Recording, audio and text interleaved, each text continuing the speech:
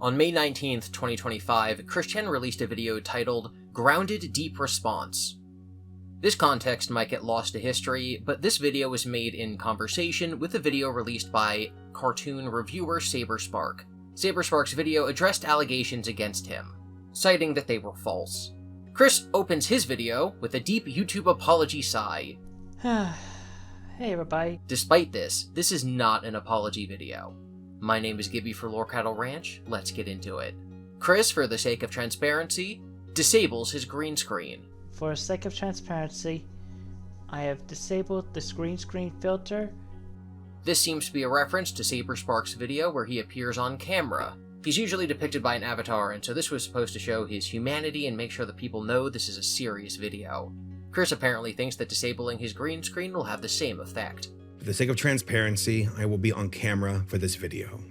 I also have some notes over here I will be referencing for this response. And I have some notes. Chris stated that he feels like Saberspark coming out on camera reveals his honesty, and so I believe that he's mimicking this because he wants people to think he's being honest. It's a layer of his deception. Chris complains that he's come into contact with a lot of toxic people over the years, and that it's difficult for him to remain an optimist. He specifically blames... That includes all of the theoretical X's. That includes the friendship that I had with Megan Schroeder. Theoretical exes is the phrase that Chris uses to refer to the many trolls who have posed as girlfriends for him over the years. I don't know why he chose the word theoretical.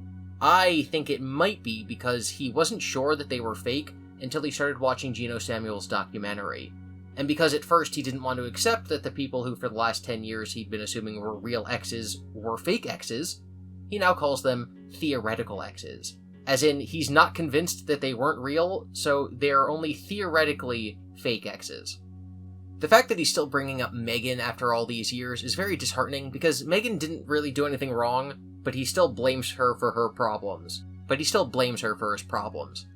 I still know and appreciate that forgiveness is indeed the better way. Because I would just be letting the villains win if I just let the hatred consume me, if I just let the screams and shouts go out all over the place. Chris is saying here that anger isn't the way. Forgiveness is. Back in the day, he often responded with anger and threats and attempts at violence. But that is not me at all, as it has been made more clear from time to time. Oh look, we're finally going to get classic Chris Chan back. Haha. Yes, no. We are never, ever, ever, ever doing that again. Classic Chris Chan refers to the time period in the late 2000s when Chris originally gained infamy and reacted to trolls and threats with hilarious freakouts. That of course just made him look more ridiculous to the trolls and also justified their trolling because he responded with violence. Chris here is saying that we're never getting that spiteful, revenge-seeking Chris Chan back. And this is a wild thing for him to say, given that he still says that COVID was made to kill the non-believers and haters, that he wants angels to kill the cops who confiscated items from him when he was arrested, and that people who don't follow his religion will be brutally killed and not go to heaven when the world ends. Every photo or recording of me and uploading or public sharing of that without my personal consent or better direct consultation is felt like an act of great betrayal and mistrust. Chris says that he feels pain when people take photos or videos of him in public against his consent, which is totally fine. He then specifically calls out one person, but he can't remember their name. I genuinely don't know who that might be. And you're not going to get any more deeper betrayal than... hang on. My brain, the name is escaping me. Give me a moment.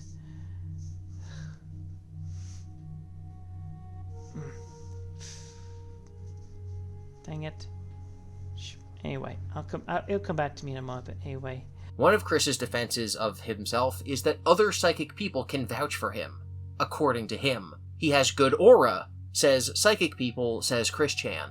I am understood and acknowledged by those who are actually authentically psychic and can sense the auras and energies and everything. The thing is that he genuinely believes this, which is one of the things that makes it very difficult to dissuade people of their delusions.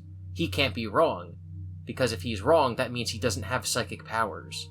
And if he doesn't have psychic powers, then he's even more wrong. And as you can tell, I have become more emotionally grounded and stable, as opposed to when I was, back in 2007 or 8?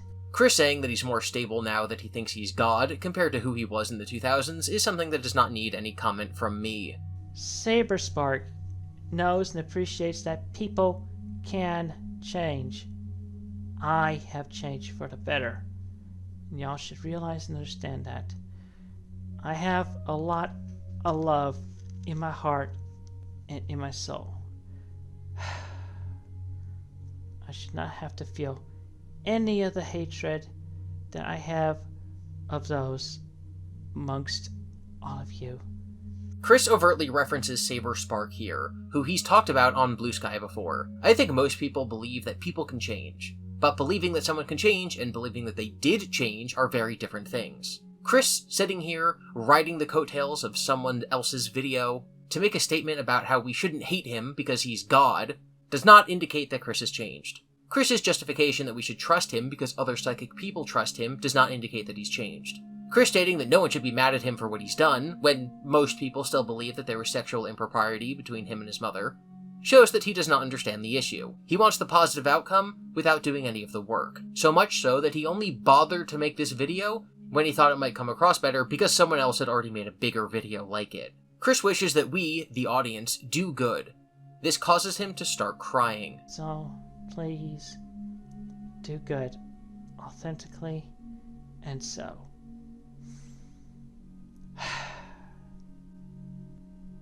And just, I feel so disappointed. I have my upsets. I can only keep myself emotionally grounded so much. And Chris states that he's learned from oversharing about his life online and falling for trolls. I think if someone was vaguely aware of Chris Chan 20 years ago and then stumbled on this video, they'd think that Chris's life was ruined because of trolls. Oh, how sad it is that he's still upset by the impact of that trolling all those years ago. But the fact that Chris sits here, claiming to be Jesus, having allegedly slept with his mother, apologizing for falling for trolls, just shows the depths of his delusions. It's like he's upset that he got caught, not that he did something bad. He's upset that he overshared. He's upset that he fell for trolls. He's not upset that he threatened people. He's not upset that he physically assaulted people. He's not upset that he slept with his mother and other horrible things that have been alleged. That's not what he's sad about. He's not sad about the things that he's done that are morally wrong. He's upset that he fell for tricks. He's upset that he made mistakes, those mistakes being falling for trolls, not those mistakes being physically harming people. I don't feel sorry for him. When he says it's his fault, he does not mean it's his fault that he did things that are morally wrong. He means it's his fault that he got tricked. Absolutely absurd. That's the video. Thank you for watching. Be sure to be nice to each other in the comments. Consider supporting the creators you admire, not Chris. Never lose sight of the things that are important to you, and remember to zap to the extreme.